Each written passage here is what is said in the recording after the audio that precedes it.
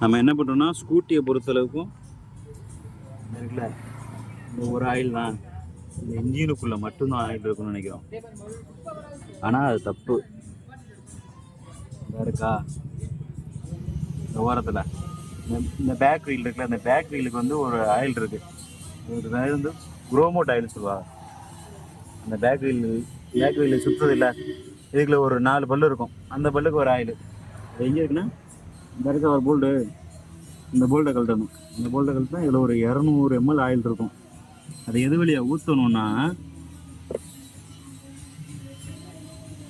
இந்த மூடி இது வழியாக ஊற்றணும்.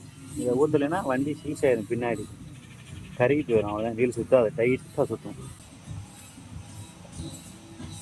இந்த வருது ஆயில், இந்த ஆயில் தான் மாற்றணும். ஆனால் அந்த வண்டியில் நல்லா தான் இருக்குது, இருந்தாலும் மாற்றிடுவோம். செட்டாக தான் வரும், ஆயிலோடு வந்துடும். அடிஷ்னலாக அந்த ஆயிலோடு இந்த ஆயில் கொடுத்துருவாங்க. இந்த ஆயில் வாங்கினா இந்த ப்ரோமோட் ஆயில் 200 ml ஃப்ரீ.